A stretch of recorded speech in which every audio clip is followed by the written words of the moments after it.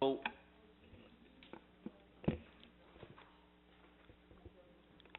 we'll call the meeting. That's okay. We'll call the meeting to order. If we could have a opening prayer by Trustee Trice, please.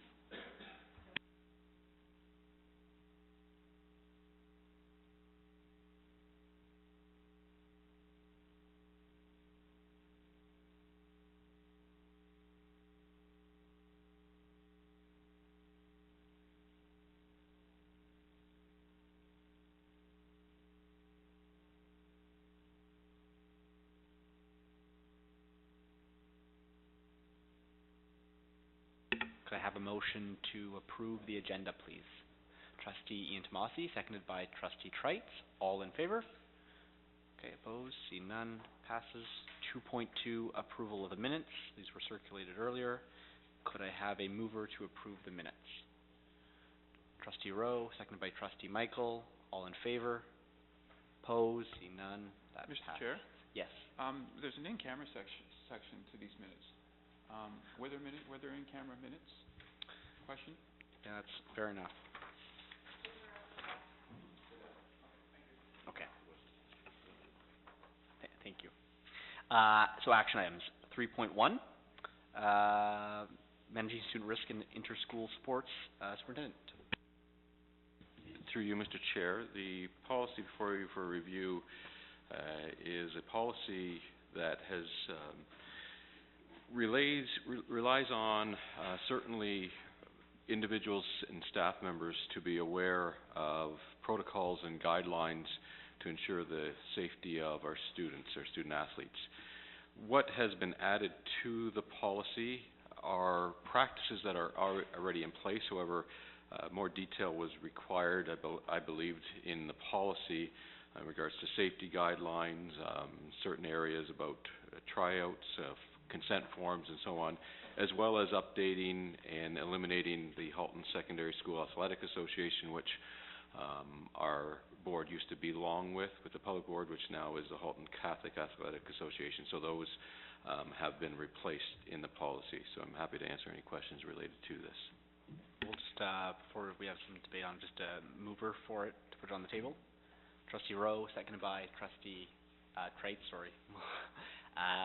Discussion. Trustee Rowe. Thank you, Mr. Chair. The availability of an appropriate first aid kit. Who defines? Where is there a definition of appropriate first aid kits for the coaches to use? Through you, Mr. Chair, we do have a guideline in regards to our first aid, and within that guidelines, we have what should be in a first aid kit, and we do have individuals from outside, an outside agency that comes in to check our first aid kits on a regular basis. I believe it's at least twice a year to make sure it's stocked appropriately, and principals have the ability to go in there as well if they feel as though they need more, to call those individuals in as well.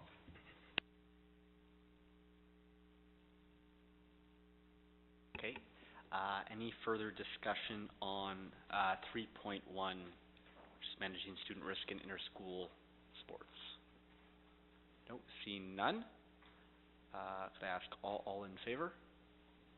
Opposed? Okay, it passes. Anthony, did you just want to abstain, or?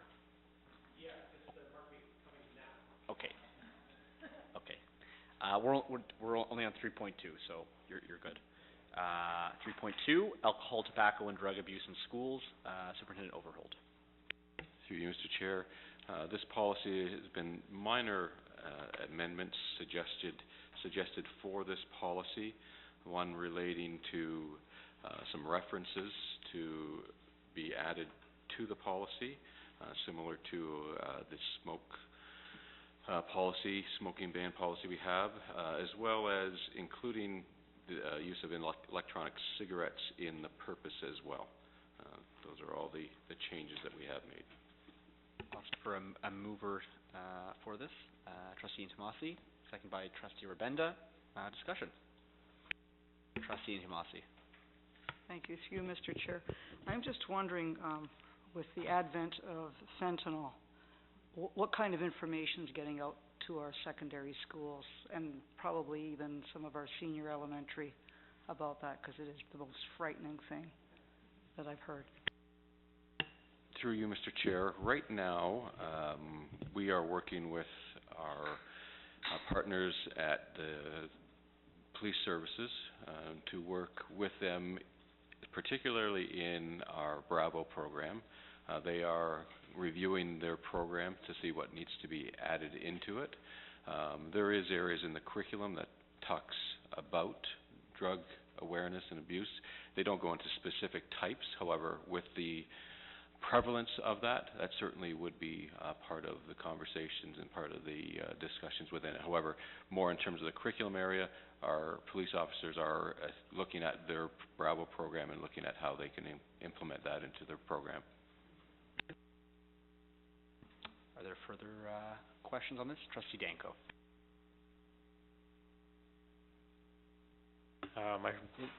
I've heard of in the news about one of the Toronto boards for having kits in the school for overdose preparations, naloxone kits. I just want to know what, if any, discussions have been had, or if there's any proposals from coming anywhere about this happening in more school boards. Through you, Mr. Chair. We are meeting with the Health Department and the Police Department and the coterminous board to speak about this. I know our coterminous board is considering this. I do have some reservations in regards to the safety of everyone in using that, especially if the overdose is related to fentanyl. Those individuals who are involved in the administering of the medication. So we have to get more information on that. One thing that we have to keep in mind is that every emergency service has that available to them, and the availability and the timing of those to get to our sites is something that we need to be aware of, that they can get to all our sites fairly quickly. So we are looking at it. I wouldn't say we are in the process of making a decision on that, but we are meeting within the next month to have a discussion on that. Just to follow up on what have other boards do? I mean, I heard this in the media. I mean, is there a board doing it, and has anything like this happened in a school yet? Has anyone overdosed of fentanyl in a school yet? Through you, Mr. Chair, I am aware of a couple boards who have implemented, not too many, and I have not heard of it having to be used, not from my knowledge. I don't know if, Further discussion on this item? Seeing none, all in favor? Opposed?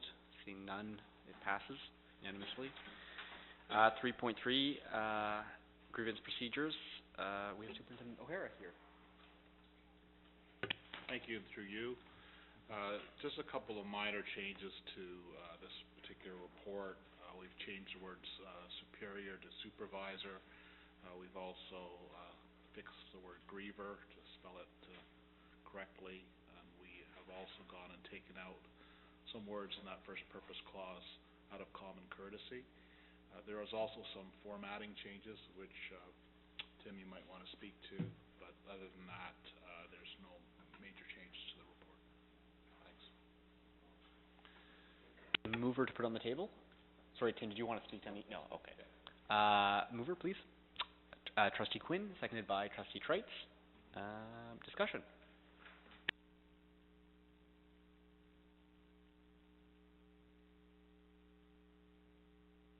Okay, see none. Trustee Carabella. I just noticed maybe it's a typo on under principles. Halton Catholic District School Board recognizes that our school communicates. It must be communities. Thank you. Okay, any other comments? See none. All in favor? Opposed? See no one opposed. It passes. Okay, so now we're moving on to 3.4, Superintendent Overholt. Through you, Mr. Chair, the policy 309 human HIV, I'm not gonna even go into, make sure I don't, is up for consideration. We are making a recommendation to rescind this policy. This policy was originally created in 1994. It has not been reviewed since. At the time, in the history of HIV and AIDS, certainly could understand a number of boards have put in this policy.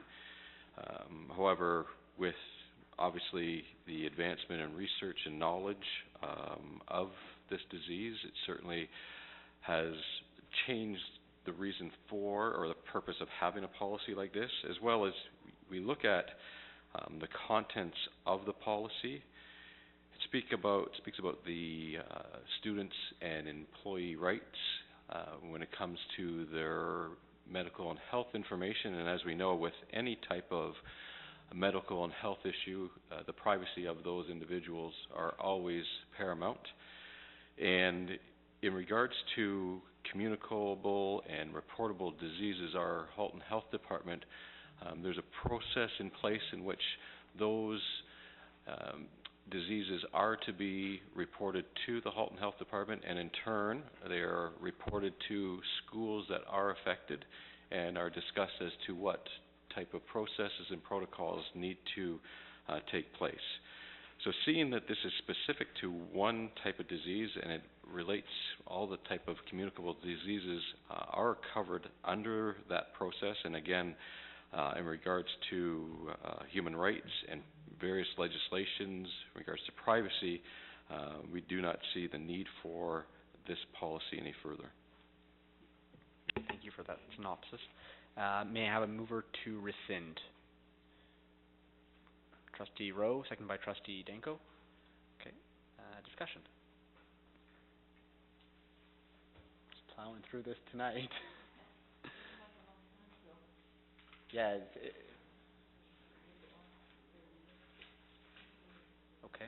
Okay. Well, she's reasonable. Without any further discussion, all in favor of rescinding? Opposed? See none. It passes. All right. So we're now on to discussion items, and I sent an email out on Friday night just on executive compensation. It was, obviously you're all aware that it was kind of working in parallel with the other discussions we had at the board. So my suggestion, and its suggestion was, I want to send out some language for it just to get us going.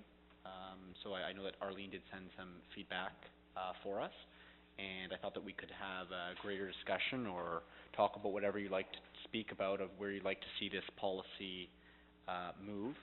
I'm not sure, and I think it's up to the group, who you'd like in the room while we discuss this, because obviously it directly impacts senior staff, and I was also concerned that if we get into specific examples of what we're looking at for the grid upcoming, and then merit-based pay for specific individuals, it may be inappropriate to have specific staff here, and it may be inappropriate to have in public. But it depends on how we want to move forward with the discussion. So I'm open to ideas. My suggestion would be to go in camera, have maybe ask for 15 minutes to have a frank discussion on where we'd like to see this policy go, how it works in tandem with decisions we need to make from a grid perspective, based on decisions of the past week. So that would be my discussion, but I'm open to ideas. Trustee Danko. Chair, should the aspects of the framework that we're required to post on our website anyway not be included in the policy? I mean, anything that would be on the website, like whatever we've been that we posted required back to in post December, ought to be incorporated in this policy or linked to it. But regarding going into camera, I mean, I don't think we're talking about specific individuals. Okay. I mean, and not in a policy. Mm-hmm. That's fine. Did you have a chair, Brenda?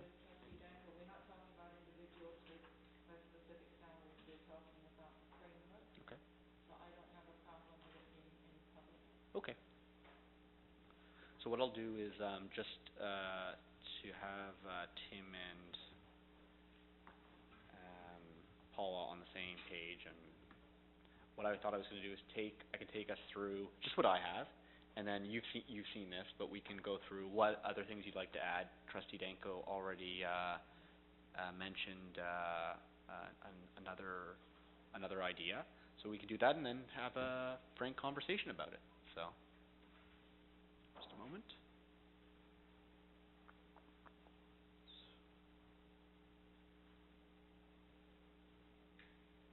Point of order or question. Yes. Was the privacy officer here due to previous policies that were on the list that have passed? That was the last one. Laws and health? Yeah. Okay.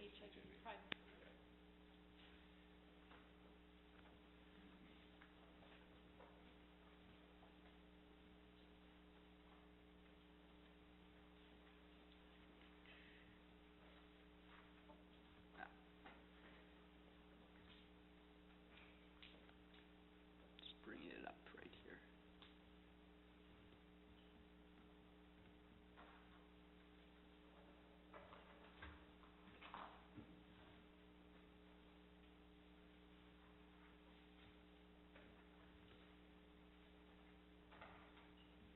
And forwarding.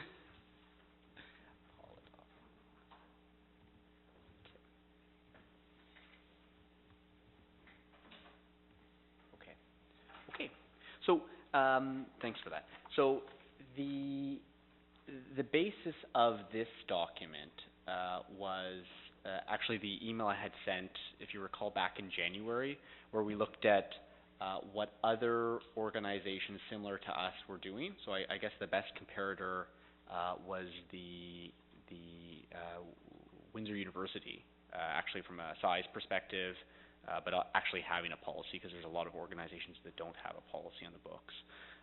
There were also some examples of, and they're not necessarily policies, but frameworks that British Columbia and Alberta school boards have implemented. So, I think there's a lot of positive frameworks out there that we could incorporate, specifically from a merit-based pay perspective. But I would encourage you to not only look at some of the past documents that I sent out, but even do your own searches of other organizations that may be beneficial. So simply, I'll take you through this document pretty quickly, and then we can have a discussion on where we want to concentrate our time.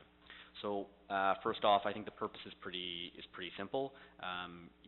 We can debate what you'd like in the purpose or not, but I'll keep going, and people can make amendments or changes as we go, or we can make changes for the next meeting. Application of and scope. Obviously, this only affects our senior executives. We're all aware of that. References just to, and I referenced the specific compensation report that Trustee Danko mentioned. I think he wants to put a lot of that report into this, which makes sense. But I also reference what governs us, which is the broader Public Sector Executive Compensation Act of 2014. Definitions, frankly, are just not even sure we need them in here, because we know what we can and cannot provide from a compensation perspective. And then this is where we get into areas of debate, principles on the compensation philosophy. Certainly we know there's going to be a continuation of salary and benefits, but this is where we can start to incorporate language surrounding merit-based pay and where that merit-based pay is tied to. So I think Trustee Danko has been suggesting that it gets tied to specific items from the strategic plan. Again, who does it affect? And Arlene, I think you had a comment or update on that. It should just be superintendent and all superintendents and the director. We can get into specifics on the type of compensation, and I think talking about eligible and ineligible are are beneficial to the board, just so we don't get into the situation where any of us are surprised, any of the trustees of the board are surprised of, for example, housing allowances is kind of extreme, but car allowances, for instance, that have been incorporated into, potentially been incorporated into past contracts that we were unaware of.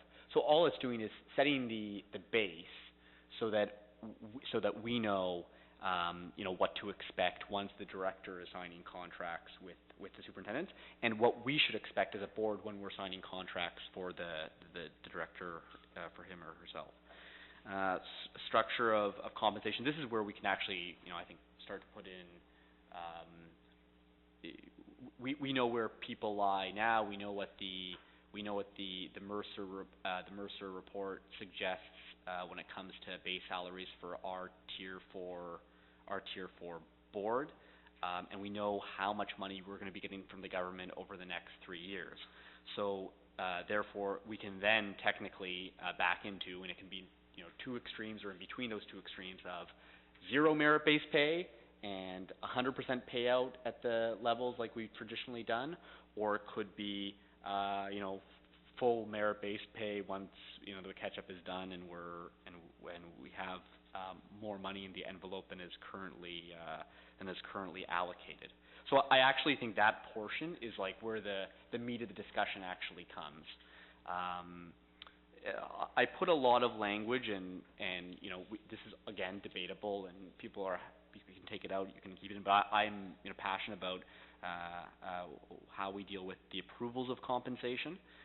So I think that it only benefits the board if there is greater oversight of what's being done for the superintendents, and certainly we already know for the director. And then under the administration and transparency, I just put in specific timelines of when these items are brought up in public. So currently, this already goes on the sunshine list provincially.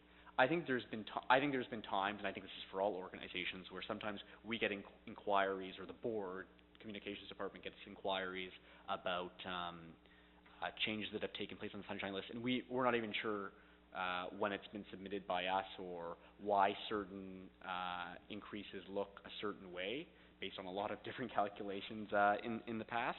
So I figured we can put in also another layer where the board is kind of given a report in advance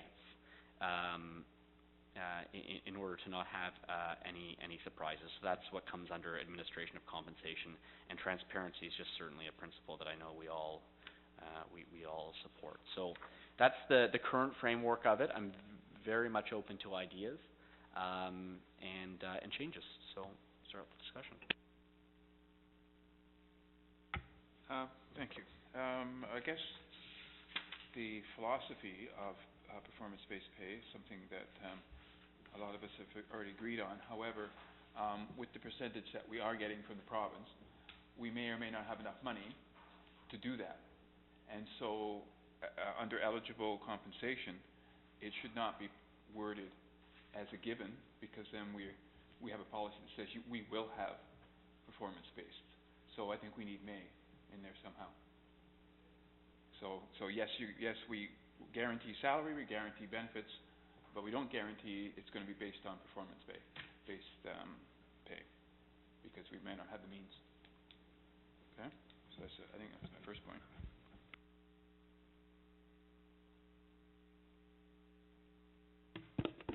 And we are completely restricted in any other funding envelope for pay.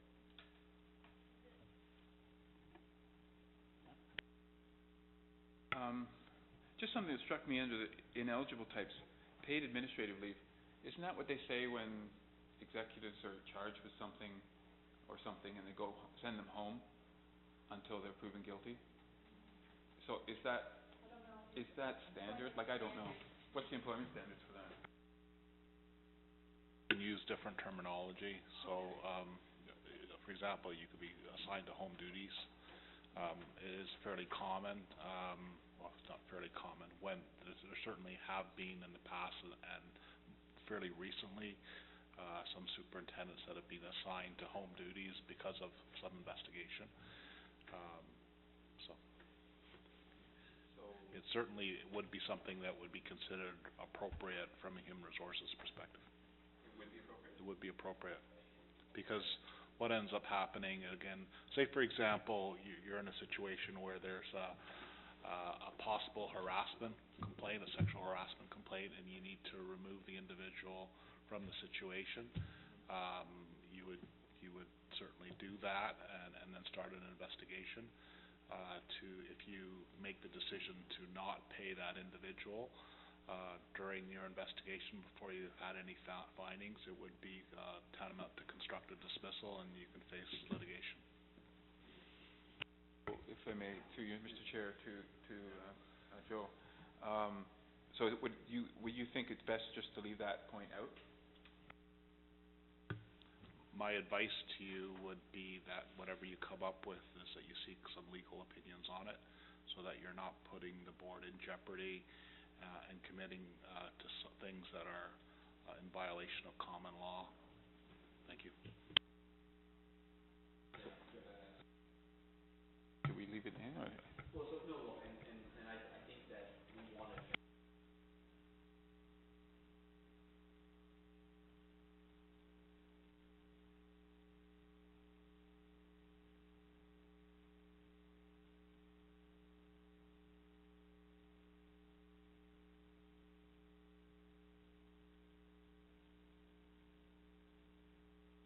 Yes, Mr. Chair, I think that,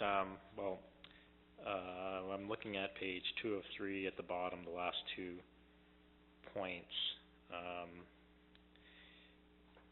mean, you have an incentive component, and then you have no movement along the grid will be automatic.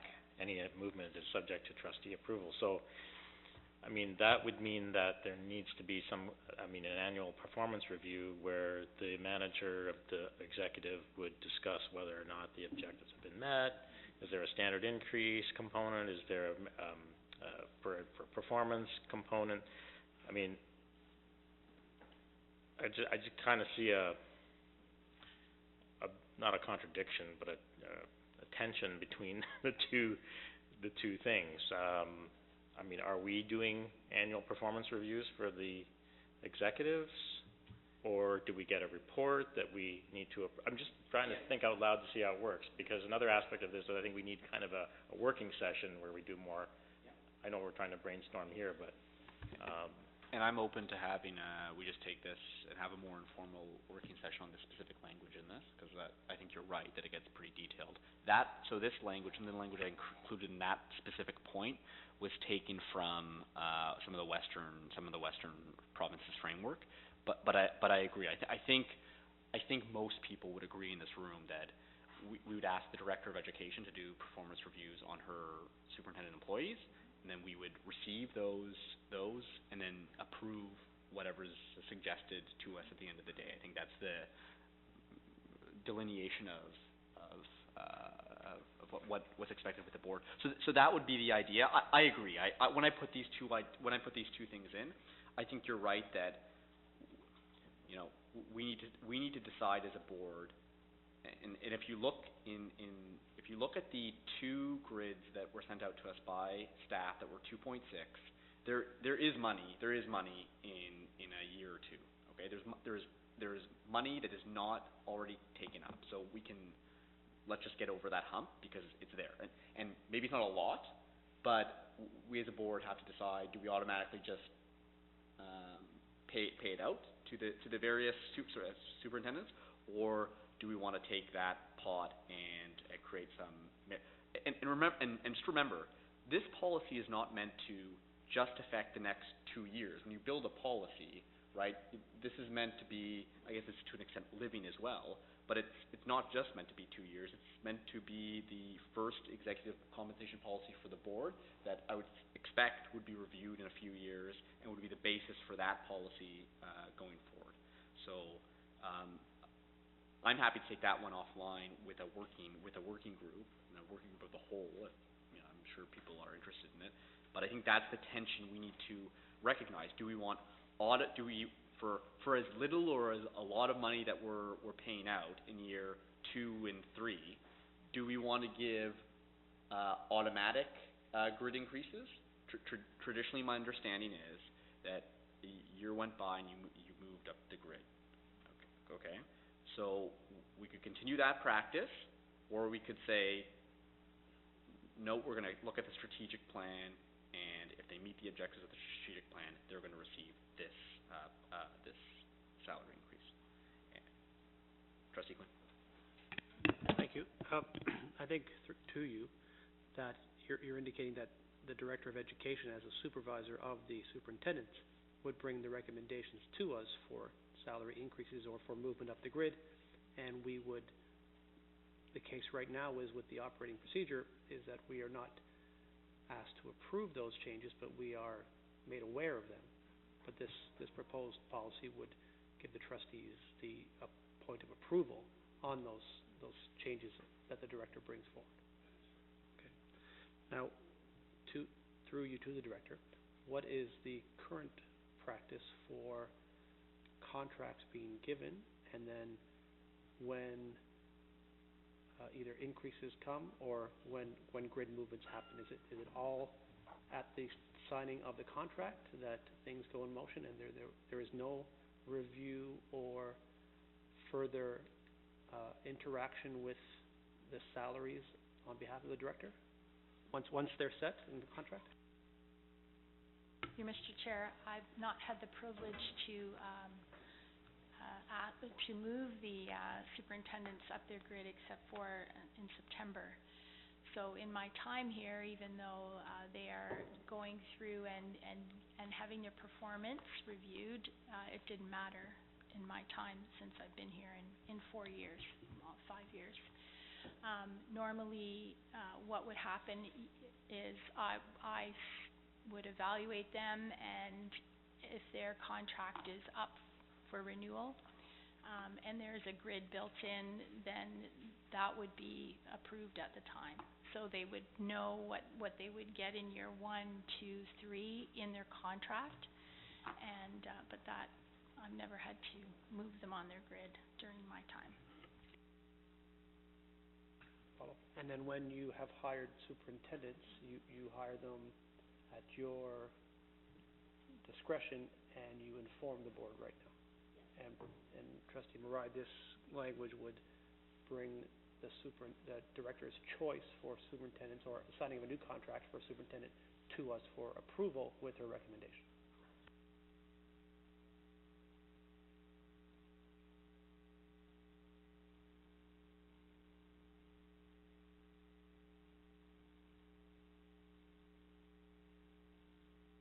And in any of your research, did you find a case where the directors or the head executive's choices for senior staff required approval by the Board of Trustees?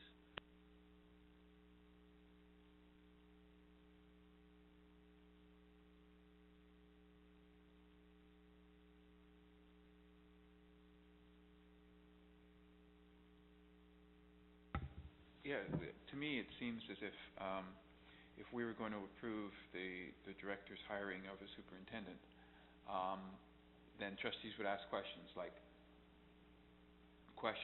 relating to the interview, which is that not protected under the Privacy Act? Otherwise, how would we make a decision? So what's the point of us making a decision when we can't ask questions which would impede on a person's privacy? That's my question. Yeah, no. Can you put your microphone on, Paul? Thank you very much. Yeah, thanks for that. So I think that's certainly not the intent, to go and say we're going to ask the director about who they're hiring for the superintendent. It's the contractual agreement with them. It's the financial that I think that because it locks the board into a relationship potentially for years, where I think there should be some oversight. How significant that is up to discussion, but I think it would potentially benefit the board to have that, not on who they choose, but the terms of the contract itself. Does that, and sorry, I'm going to come to you, Trustee Michael. Well, I would think the director would go into interviews with that already set. so not afterwards. It wouldn't be an approval process after they've hired somebody. It would be, I'm offering you a job, and here's the contract. They can't offer a job if they don't know what they're offering. You know what I'm saying? I do. So maybe there's a chicken and egg Yep. sequence here. That's a fair point. Trustee Michael. Please correct through you, Mr. Chair. Correct me if I'm wrong, Paula or Diane, but over the years, like, I've been involved in some of these hirings. I think you have. I guess maybe it's chair and vice chair, but these people are given a task of presenting to the panel, and like they give it their all. Like, they have to be prepared. You can't just throw questions at them. And we have been involved in that process all along. So I'm really unclear on what you're asking. Through you, Mr. Chair, yes, so we ask people to come forward, obviously, as the interview process or submission of their documents, and we vet them to make sure they have all the qualifications, and then there is a process for interviewing. And what my practice and what most boards do is they bring the recommendation and ask for support from the trustees. You know, I've gone through all these interviews. I've selected a candidate who I feel would be fit the position and the responsibility. And I know Trustee Quinn said, well, why are you coming to us and asking for approval when, you know, you've already done it?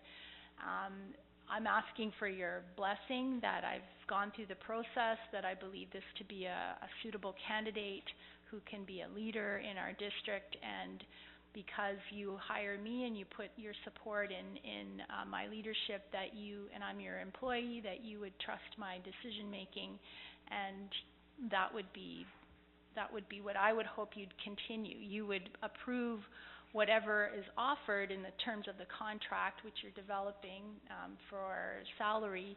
They would need to know that once they're offered the job. I think that's a very good point. And it's the distinction, Trustee Michael. The distinction is, I think, what's the framework of the superintendent contract before going in to also Trustee Quinn.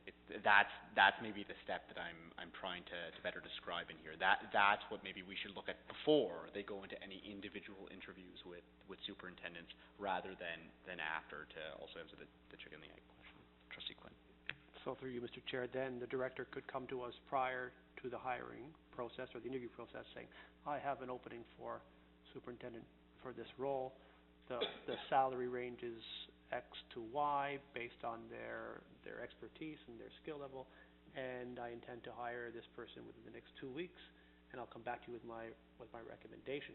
I still like the opportunity as a board to show our support to the director by voting, and I would suspect it would be unanimous in every case, but I still like the trustees to have that authority as having one person working for us to still have oversight over those decisions, but in a collegial way that we would be showing a support of the director every time you brought a recommendation to us. To you, Mr. Chair, I believe before the trustees we sat in on the interviews. I mean, we had all 9 trustees in an interview. Okay, so then at some point it got changed. And I believe when it comes to us now, it's more as an information which we accept and vote on as information, versus us making the decision that this is the person that's going to be hired, because you have, to my knowledge, you have the director, you would have probably Joe O'Hara, and you've got a trustee or 2 as a representative, and I forget, perhaps one other superintendent, depending what the portfolio is. And that's how the decision was made. So it's not made lightly.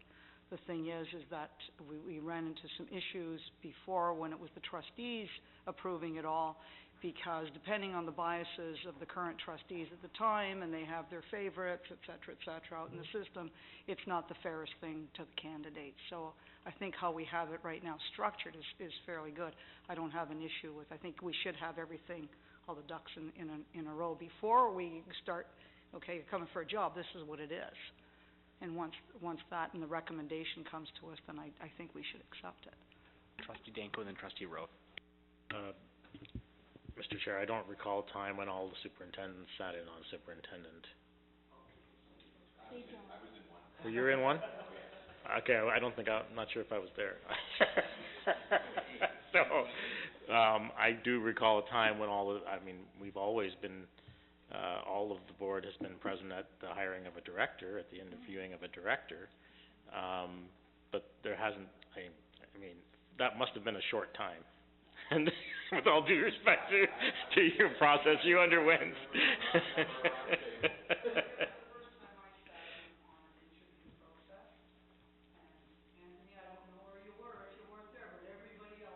I just can't remember, so. I don't think it's necessary for all the superintendents to attend an interview.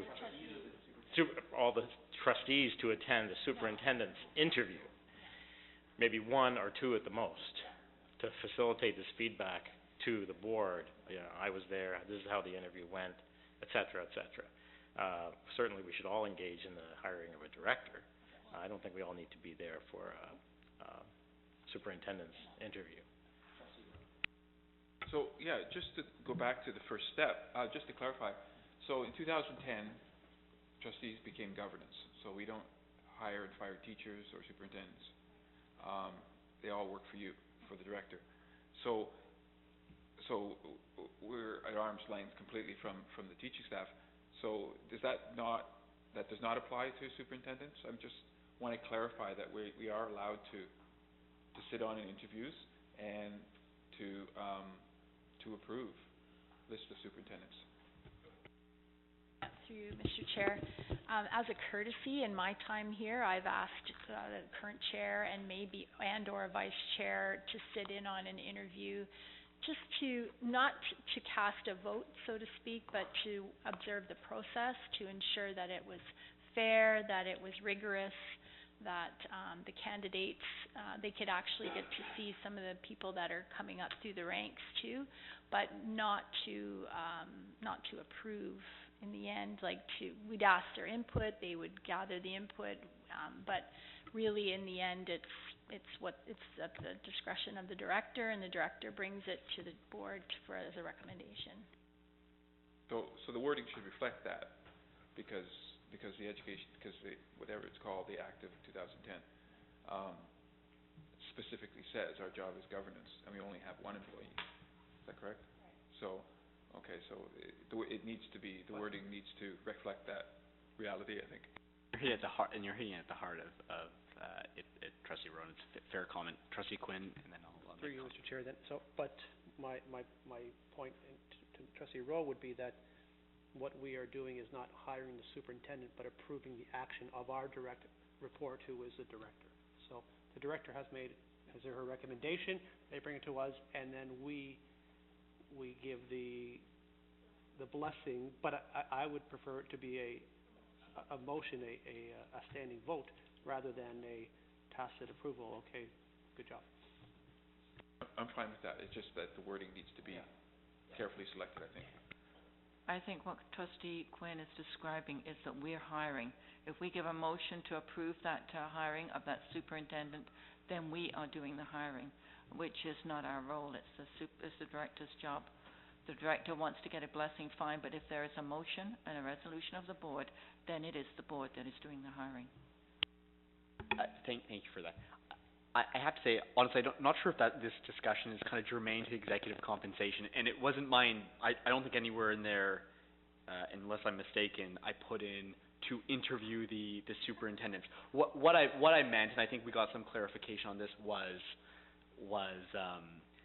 it's not necessarily even about approving the specific compensation of a superintendent, because I think people brought up good points about that today. But it's about what's the framework before going in that it will look like for the executive officer. So if there's consensus on that would be the kind of limitation of this policy. It would be, what would it look like before it goes out? Trustee Danko.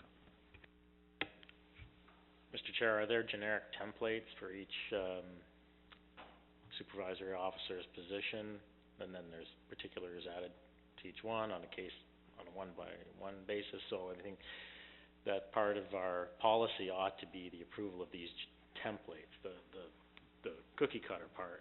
the template part that's applied to each one. I mean, there might be certain things we wanna include in there, as a group. I think those would be the type of thing you'd wanna put in in this policy with a link to those standard templates, because I don't think that part is, private. Like basic things like vacation day, like, Coverage. yeah. Just a template, what are the topics that you normally include in a contract? Yeah.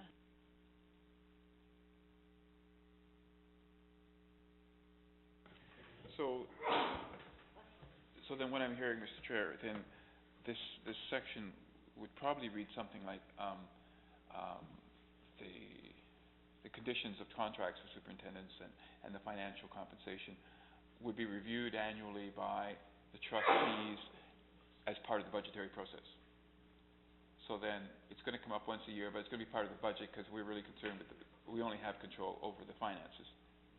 And then it's set for the year, so then the superintendent knows until the next budget comes along exactly what the rules are for that year when they go to advertise for something. Sorry? Yeah, okay, yeah, so the budget. Yeah, and that's when you would do it, so that's the plug-in part for the budget, which we're doing next week, right? Through you, Mr. Chair. Maybe some clarification, because if we're going to hire someone, and they know what the terms are before they get hired, so basically they would know roughly, probably what their grid is going to be, can we have something in there that says there's no movement along the grid is automatic if you've got a contract that says the contrary? And why would we be voting on, because I mean, any movement is subject to trustee approval, that means there's a motion and a vote. And so I think we're talking out of both sides of our mouth, so to speak. So I think we need some clarification there as to exactly how the grid movement would happen when it comes to that.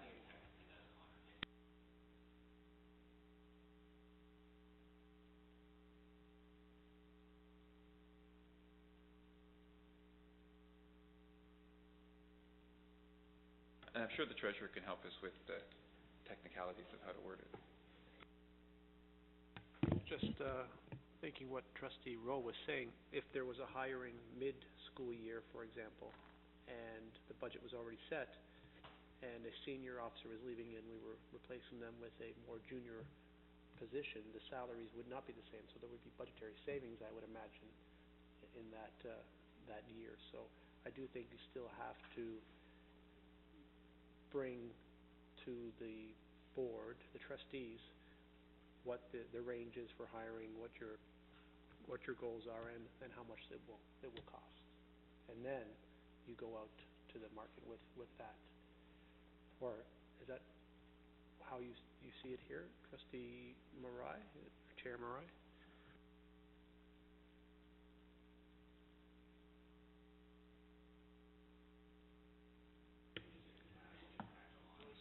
Can you use your mic? Thank you. Thanks.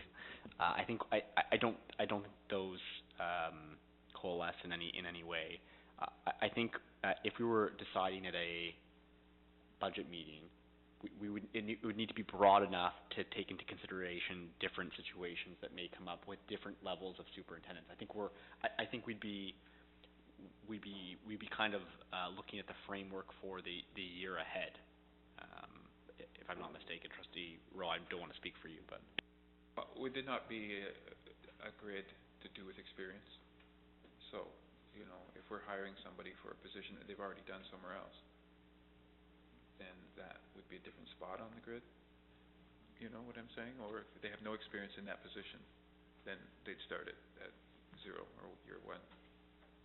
And this is all going to be based on the Mercer grid. Is that not true? Or does that need to be, is that a choice? Through you, Mr. Chair, I think you're going to have, nobody's going to sign a contract if they don't know from year to year what their salary is going to be. If you want to build in performance pay, they know, okay, I'm guaranteed this base amount of pay. And if there's performance measures, then I can get up to whatever amount that is allowable in that extra in the envelope. If someone starts who is less experienced than maybe someone, there is room then given in that envelope to where you could disperse more of that money to performance pay. But it has to be looked at in the entirety when someone gets hired, and you look at the entire envelope, and you have to start somewhere in order to hire somebody. That somebody coming on says, okay, I know when I start, I'm going to start here. And so in a way, trustees do have to develop a grid that will be in compliance with the envelope, but maybe, leave some wiggle room if there's juniors or people leaving or whatever. So I don't think you can get away from just saying every year we're going to decide on, in the budget system. You've got to do that in the contract, or else nobody's going to want a job that they don't know what they're starting at.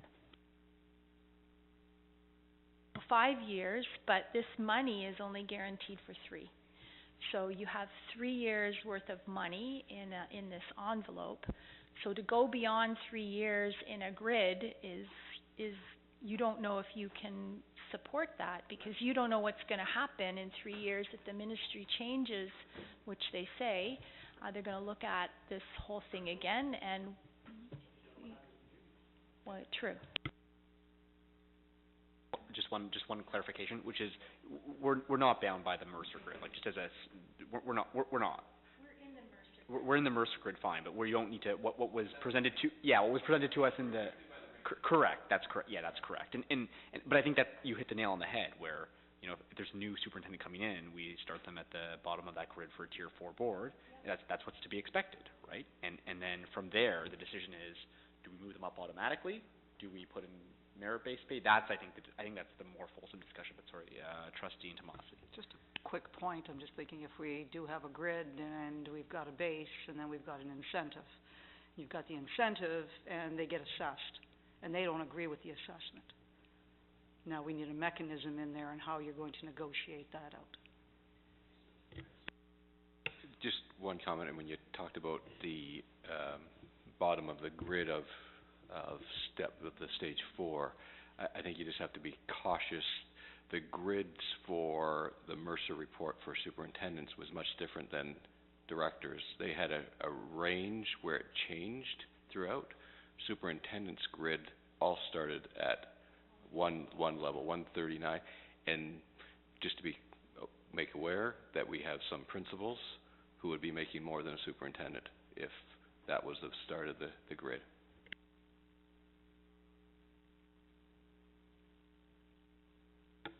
Was it not just stated that we don't have money for performance pay? Yeah. So how are we going to put that in a contract? Sorry, I clarified that early. You're right that we do not have it for if you in the grid for 2 years. In the report sent out twice by staff, 2 years. Third year we do.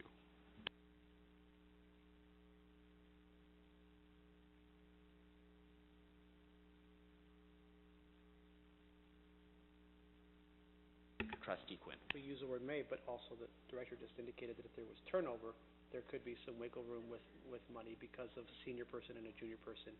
And I would want to say that we would want to be competing for the best candidate, and it may not be a junior person coming in. It could be the highest paid person, but if we can find the best person to come to our board, I think we want to attract them and not just be looking for the lowest paid employee, for sure.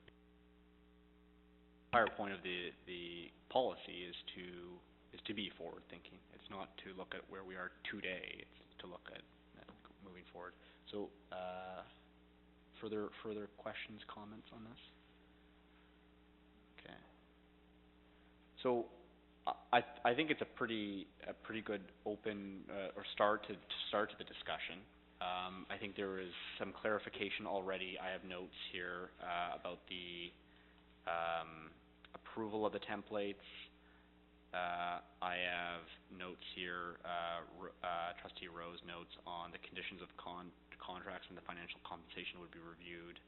I think, anyway, I don't know if there's a decision on that, if we actually want to include that or not, if we want to vote on that or not. But I can also work with you. Sorry, go ahead, Trustee Quinn. We wrap up, through you, Mr. Chair, perhaps to Joe, and looking at benefits as eligible compensation, can you remind us what the changes will be to superintendent's benefits as we go into the next year or two? Certainly, and through the chair, we're moving into employee life and health trusts. The date for that is anticipated to be April the 1st, 2018. There's a possibility that that might get pushed out, and so benefits for executives will be standardized across the province as a package. There is an expectation, some wiggle room in terms of grandparenting benefits that don't necessarily match up with the employee life and health trusts for 3 years, and so there may be some subtle differences for that 3-year transition. Yes, it's anticipated, and the plan has not been released yet, but it's scheduled to go in effect April the 1st, and there is a good possibility that might get pushed out to a later date. The only other point that I think you should consider is you say that movement along the payment grid is not automatic, but I think you would need to offer a grid of experience within the contract, and I mean it can be a small amount, but they need to know that their experience is worth something. So you need to put that in there, I think, and then of course the merit thing and all that kind of stuff. Okay, I've made a note on that. So my suggestion is going to be this: that take these notes, put them back into the policy, email them out to the group, so that you can then email me more notes, because I'm sure you're going to say, hey, I want this included, and Paul, this wasn't how I worded it, and that's fine. So why don't we do that by email, and we can do 2 things. We can bring this back as probably most appropriately as discussion next meeting, first, another discussion, and then hopefully we can start to solidify it down to an action item. But there's no point of rushing this, because I know people have strong feelings on it, which is fair. But I'll send out an email first so we can continue. And if you wanna, I'm not sure that a working group is necessary at this point, because I think that we're getting through a lot of the details now. But if you'd like to add a working group meeting, you can just send an email to the group and say, I propose this and this date. Does that work for everyone? Trustee Rowe. I just don't want us to spend time doing something and then be told by human relations or the lawyer that no, this is totally out of line. Okay. So I don't know how we can get some input to our planning stages before we finalize something. You know what I mean? So I think there's a couple resources at our disposal. So first, we obviously have superintendents who are quite familiar with human resources and the law surrounding this. We also have the ability to talk with lawyers who would be responsible for this as well as the director's office has used in the past. So I'm not going to decide that, but I think it's a good idea to get some comments on like initial drafts or maybe the next draft of this. But I'm not going to make that decision. The group can when we do that. So maybe we bring it back as a discussion item, and then once that's a bit more solidified, then we send it out before it even comes back as an action item, so we're not passing something that we can't pass. That's right. Okay, Trustee Dinko. Did you mention that there were other Ontario public sector bodies that had a policy, executive compensation policy already? Well, so the best example again is Windsor, and that's just because it's the same size as us. University of Windsor? Yes, correct. It's a pretty light policy, to be fair. Yeah. They were, yes. Yeah. Okay. Any further discussion on this? Okay. Moving on to 4.2, performance appraisal of the Director of Education. So again, I'm fine having everyone in the room, or whatever trustees would like for this. It's just a policy, so it's in public already. But if you're going to go, obviously, if you're going to go into more detail or about past directors or current directors, we should certainly go on camera. But I'll just start off by opening the floor to discussion. Through you, Mr. Chair, I'd like the opinion of the current director. Through you, Mr. Chair, every year that I start to look at and reflect on the work that myself and the team do and input this, there's a lot of crossover in the categories that are in here. I'm looking to find areas that wouldn't be overlapping. So I would say I could maybe make some suggestions of which areas to keep, which areas you might want to say not necessarily because they're found in other areas. If you want to add other things to it, what I was impressed with the Auditor General gave the kudos to the board is that you do every year review this and you actually do a rating on the director, and so they thought that was a pretty good idea. And I know the process that you go through, and it's submitted to you, the chair, the vice chair, take all your feedback and provide a summary statement back to me, and then I do a report back to you in June. So I don't mind. I think that's a good process. I'm just thinking that the categories in what you're asking me to look at and what you're assessing me on are somewhat overlapping.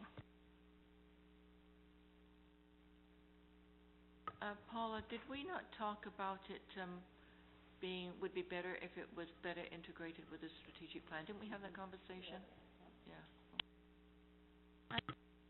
And I think I could do that, like if you wanted to keep some of the same topics, and maybe I can look at how to align it better, but I'm in your hands and you can decide how you want to do it.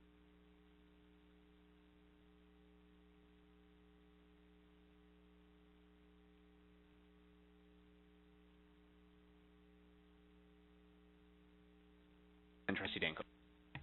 Well, as the director has already announced her retirement, it might be opportune for us to have her unbiased feedback in this prior to her departure, so that we can take those learnings and put it into this next procedure policy. Thank you. And is that something that maybe, what's reasonable for you? Yeah, for April? Okay. Trustee Danko. Thank you, Mr. Chair. I agree that there has to be a broader or a more prominent link back to the strategic plan, because when you look at all these themes, so time period, Catholic leadership, cultural leadership, communications, staff relations, community, vision of system, general system leadership, organizational leadership, fiscal leadership, personal and professional. So vision of system number 6 seems to be the only one of those that could be loosely tied to strategic plan. Whereas so that's only one, a small equal portion of everything else, where I think that should be expanded, and you could almost base the entire performance appraisal on linking back to strategic objectives. If the strategic objectives are done by the board together with the superintendents, identifying the gaps we might have or the weaknesses we might have and where we want to improve, and then the metrics the performance appraisal would be very easy to do once you have some kind of objective list of criteria, like how did we perform against this objective that we determined. So this is what I've been trying to do, and I can't do it by myself because I'm not smart enough, but so this, I think, needs to be more of the appraisal than it is currently. thank you. Directly to the performance appraisal, the actual appraisal itself, Diane and I did find last year, when we correlated and we assigned numbers, numerical values, when you have 4 as an unknown, it really messed it up. So maybe that should be 0 or something else that holds the place but doesn't factor into the actual equation. Thank you, Mr. Chair, and I can consult with my research department, and they can give me the best way to do a scale for this purpose. Through you, Mr. Chair. Under requirements, number 5, where the chair and vice chair of the board shall review the data, et cetera, and it says that the report will be reviewed by the trustees, and I would suggest that we might want to change that will to shall. In my experience, not everyone responds once it gets sent out, and it's even if trustees were to respond and say at least an acknowledgement that they've read it, because unfortunately it goes out and sometimes nothing comes back, and it's a little bit disheartening when you're sitting there trying to do the numbers, as I've been with Jane and Diane in the past, and if if 4 out of 9 trustees send in something and the other 5 don't, well, you're sitting there and it's okay, you've got an opinion and that's great, but you're not getting feedback and you don't even know whether the other trustees got it. So my thinking is there should be a shall in there. I think it's incumbent upon us, if we're going to say we want this A, B, C, D, I think the least we can do is sit down and read the director's appraisal. Can I ask through you, Mr. Chair, to Diane and Susan, how many did not respond? Can you give me a ballpark? Was it 50%? Was it 60%?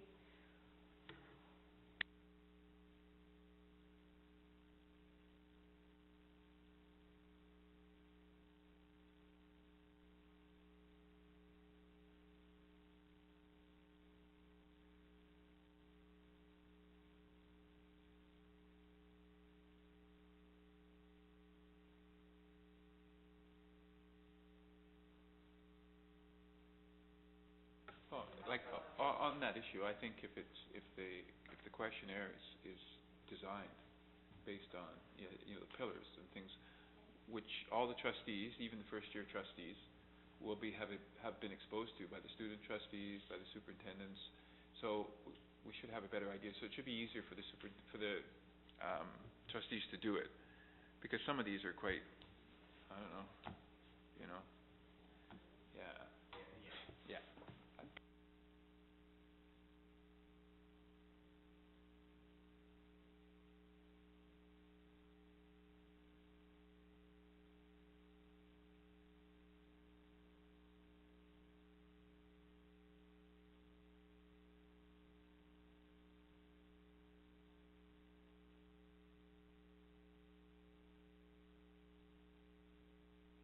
Any further comments on this?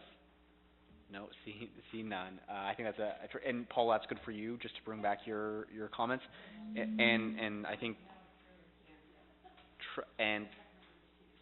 Trustee Danko, if you have like specific items, you seem to have a couple of specific items you want to, if you'd like to share with the group, that'd be helpful to send out maybe in advance to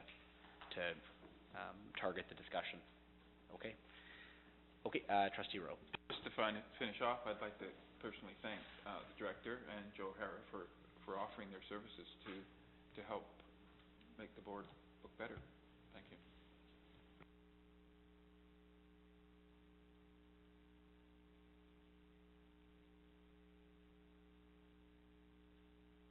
So look, I think that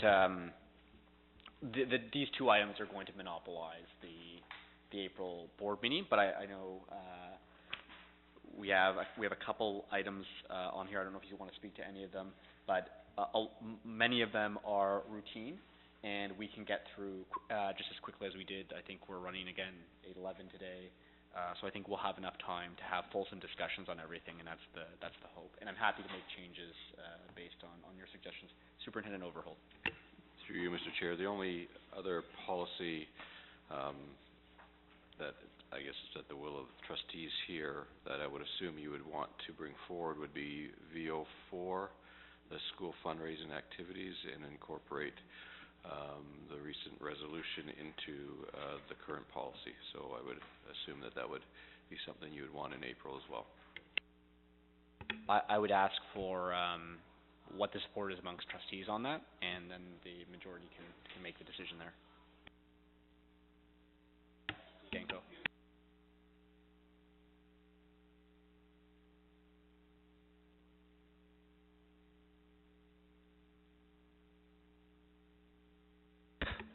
Okay.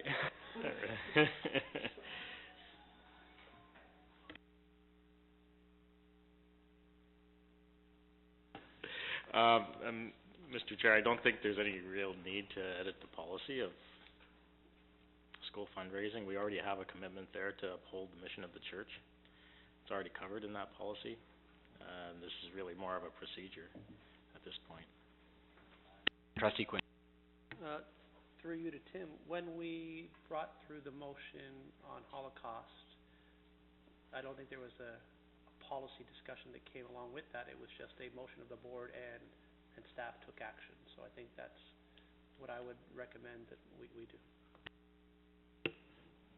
Through you, Mr. Chair, I guess the one concern that I think as a board that you want to look at is the memory and the history of what's taking place.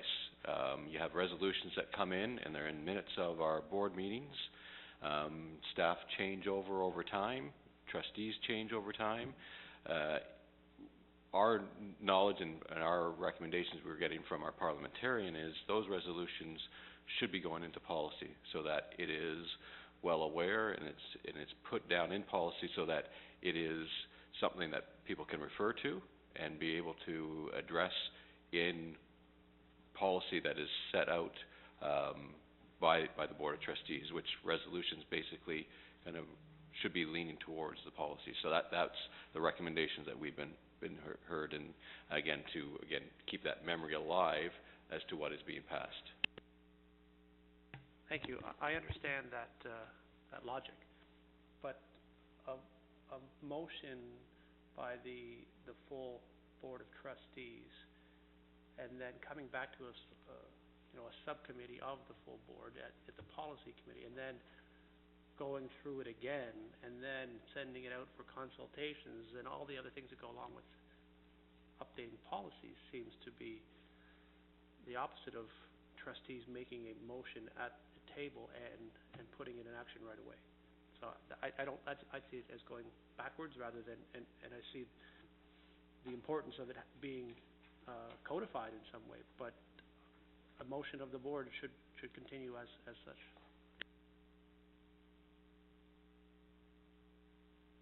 Here I go. Notwithstanding what Trustee Quinn is saying, we can't, again, talk out of both sides of our mouth. One hand, we say we want stakeholder feedback. On the other hand, we say, well, we want to make motions here that just stand alone. We can't have it both ways. If we have a motion, and we should follow proper procedure, as the superintendent has said, I mean, things can change. Things will change this year. So there will, either all of us will be back here or different people will be back here, and who knows what's going to happen with senior staff. So we really should have proper procedures, policies in place. That's what we do all the time. So I don't see just because a motion came that it should stop there. And I don't know about the rest of you, but I am getting emails on that motion. So I really think we should have things in place so everybody really understands very clearly what's allowable, what's not allowable, who's going to be approved and who's not going to be approved in the charities. I'm getting invitations, not just emails. Yeah, I agree with Trustee Ian Tomasi. We are not a board of bits and pieces. We are a complete whole, and therefore, for anything that comes forth from the board to be integrated into the system, it needs to go through the same process, and it needs to be put into policy, because people change, times change, and the only thing that we have that is constant are our policies that are reviewed on a however many years it happens to be. So I think that they should be in policy. Could the motion of the board not be incorporated into procedures of the senior staff in how the funds are handled once they are received, or to ensure that they're not put out to ones that are in contravention of that motion? Is that a possibility? Thinking through how to do it. Initially, we are going. My office is going directly to the ones that are on that list, the 100 that are on the list, and having that certification come back. But in the future, you can't do that every year. So when schools decide to support a charity, we're going to have a form that would be what they would use. They'd need to seek that first before they would ever go and support donations to any charity. But this initial one, the hundreds that are on the list, we're going to do, and then moving forward, we would need that form attached somehow as an appendix in a policy. We already have a school fundraising policy. We'd need to add a couple lines to incorporate what is asked of us and attach this as an appendix, and we're good to go. Through you, Mr. Chair, the list that was provided as an appendix in the last meeting, those are charities to whom we've already donated. So why would we have to go back and vet all those past ones and not just put a procedure in place where schools, principals, whoever is in charge of the local fundraising would then just submit for whom they are fundraising and have the superintendent or the board give a stamp of approval to that, rather than going through the legwork of vetting 100 charities which may or may not come up again.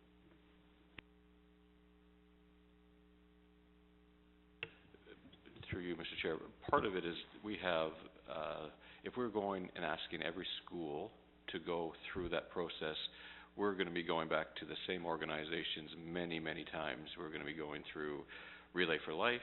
We're going to go through Terry Fox. That majority of those schools already do, and that's why the process was to vet through the board first to say these are the ones we've already gone through. So schools can say, okay, we've gone through that process, that they're not, these organizations aren't going to be bombarded by 54 schools, that it's one, and then they know the list. If there's others beyond that, then they would go forward at that point in time. While we're on the topic, is it the principal's reaction to the policy that has stopped programs, like just stopped them like right away, or are they not on the list? Like, they're waiting for the vetting because they want a list of which is compliant and which is not. The motion has been approved, so they don't want to make the wrong decision right now, and they're waiting for the certification to come back. So, Director, I don't know what Trustee Michael's referring to specifically. Can you tell us what is happening in the schools in relation to this? I only know about one question, and that was Relay for Life, so they're waiting for us to get back to them.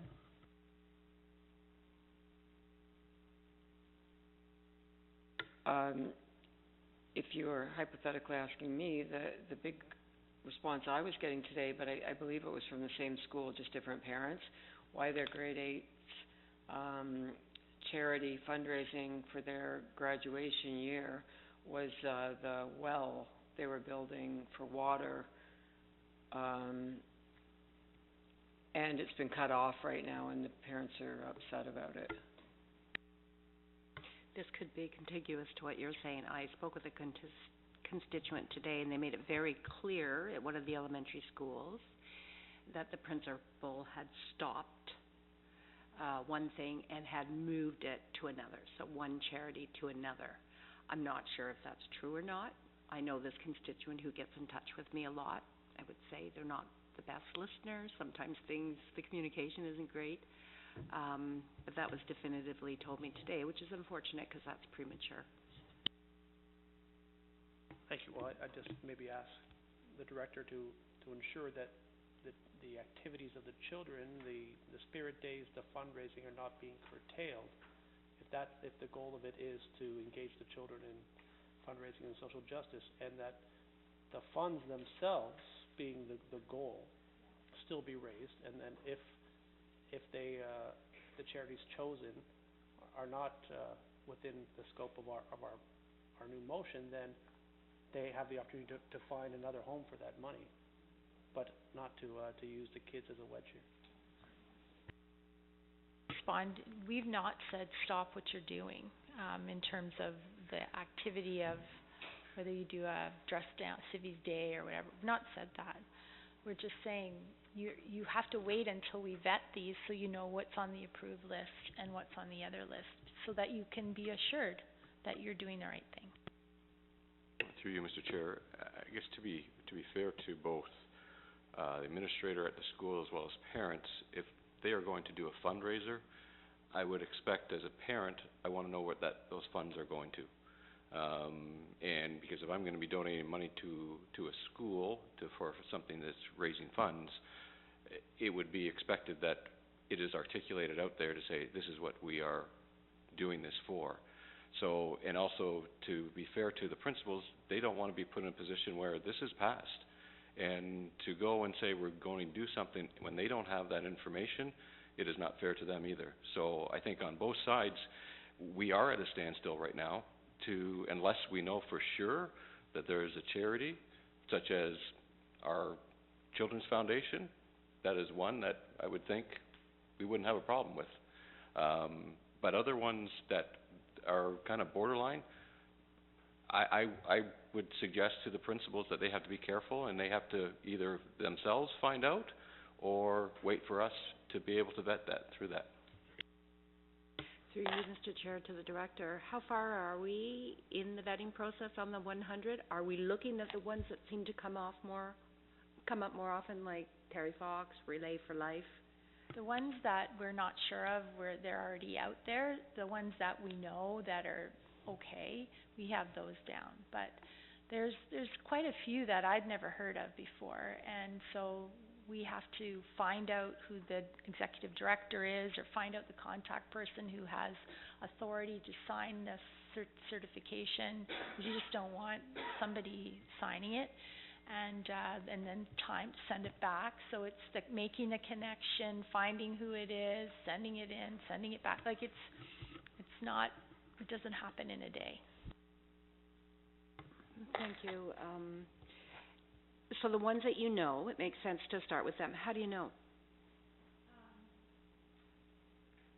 Like if they're through a church, or like very ones that we would know, the ones that I've never heard of or that other people don't know for sure, that's where we're. And when you speak to certification, are we talking about an attestation, or what's a certification? It's the same thing. It's in a legal term, that's what the lawyer said, just call it a certification instead of an attestation. But it looks the same.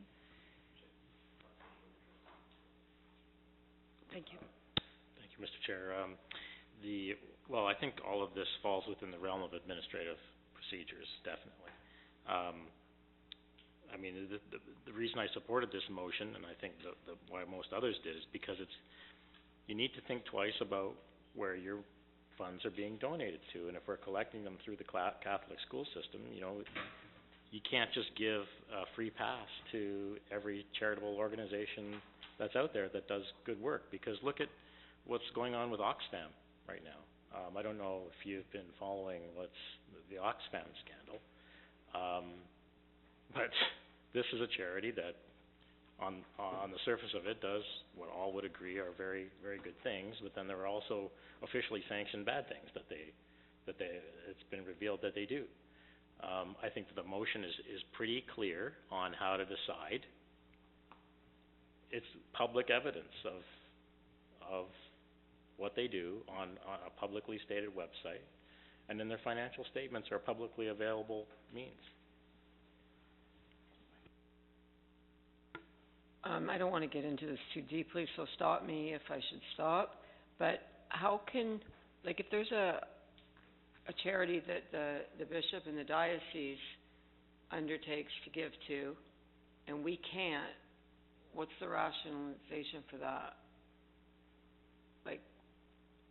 Yes, please answer for me. Well, it's my understanding that we're an autonomous board and we can make our own decisions. No, I'm saying the bishop or the Diocese of Hamilton has said this charity's okay, but we can't use it. Bishop wrong? Just an answer to yours. It's just spitballing in here, but in theory, should be the same, yes? Yeah, that's what I thought. So we'll worry about it when it comes up, but in theory, it should be the same, yes? 'Cause wrongs. That's what I thought. Okay, well, it hasn't happened yet, but I wanna go back. United Way food trucks we were talking about. Sorry, through you, Mr. Chair, to the Director, this certification, I guess I'm just confused. Have we decided that if a charity is certified, that first I want to understand, does certification means that the funds that are raised are going to be siloed and only given to the part of the charity that doesn't? Okay, so the certification is broadly that these charities are okay for Halton Catholic District School Board in relation to this motion, this resolution, is good to go. Has good. the exact wording of the resolution right in it, and they testify that the work and the funds that are supported through that charity do not go against the motion, the wording of the motion. So, can I just ask again? Just want to make clear that, because it has been talked about, that if we use the word attestation, but we'll put that to the side because it does have legal weight to it, and I don't think we need to get into that. The certification that, let's say there's a 1% part of the Cancer Society that doesn't hit the 5 that we don't like. So they're going to certify that our funds are going over here as opposed to broadly based over there. Okay, I just want to be clear. Because that was talked about, but I wasn't sure we had made a decision on that. Okay, thank you.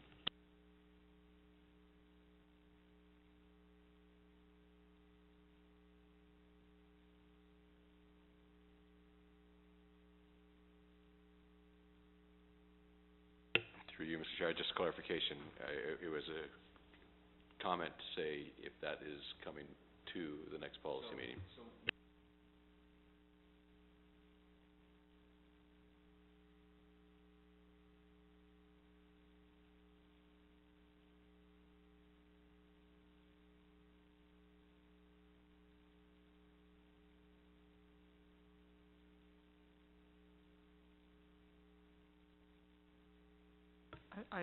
To you, Mr. Chair, I think it should be on there.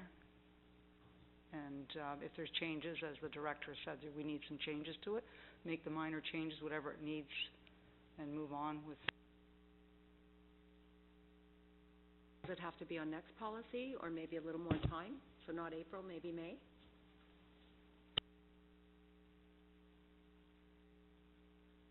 If we bring it back to policy, does it not imply that we don't have the policy right now?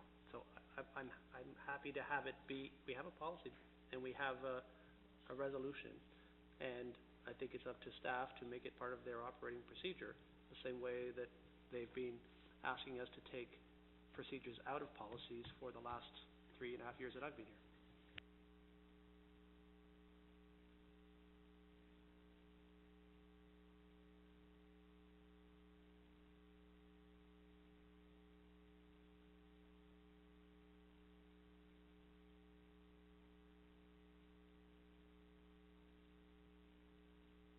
If you look at the fundraising policy, like in the very last paragraph, I think, Tim, you can correct me if I'm wrong, there's very little about school fundraising. You could beef that up a little bit with the language around what transpired, and then show the form that we now have to implement.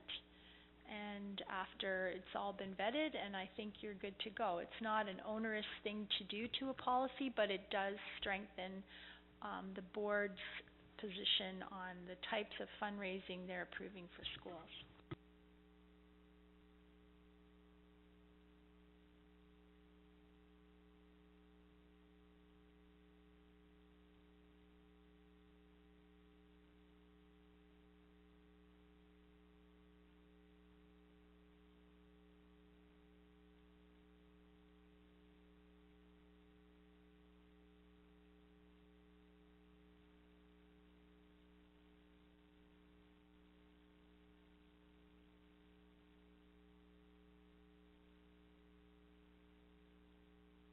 No, I prefer it as procedure.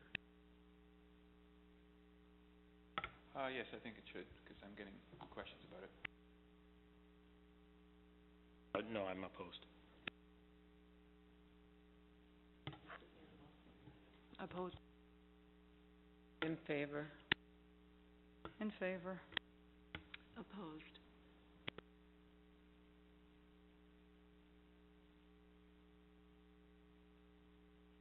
Mr. Chair, then may I ask that we,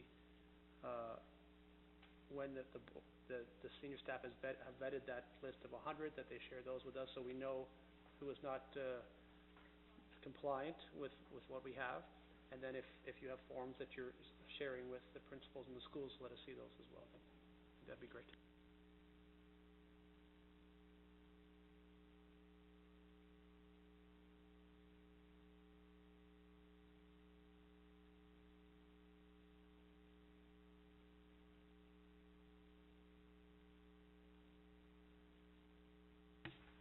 Just for 5.1.5, are there legislative changes it brings up policy back to us, or is this just, it's the self-identification of First Nations? Is that why that's back, or is that just the 2-year cycle that they're back? Through you, Mr. Chair, it's just on cycle.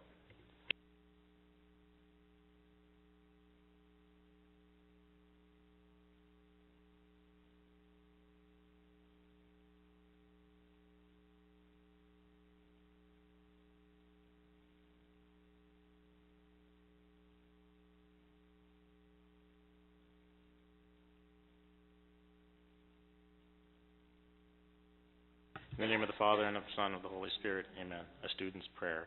Creator of all things, true source of light and wisdom, lofty source of all being, graciously let a ray of your brilliance penetrate into the darkness of my understanding, and take from me the double darkness to which I have been born, sin and ignorance. Give me a sharp sense of understanding, a retentive memory, and the ability to grasp things correctly and fundamentally. Grant me the talent of being exact in my explanations and the ability to express myself with thoroughness and charm. Point out the beginning, direct the progress, help in the completion, through Christ our Lord. St. Thomas Aquinas. Could I meet with trustees, please, just for a little while, if we move quickly? In the back room, you'll remember that we have a committee meeting. Thank you.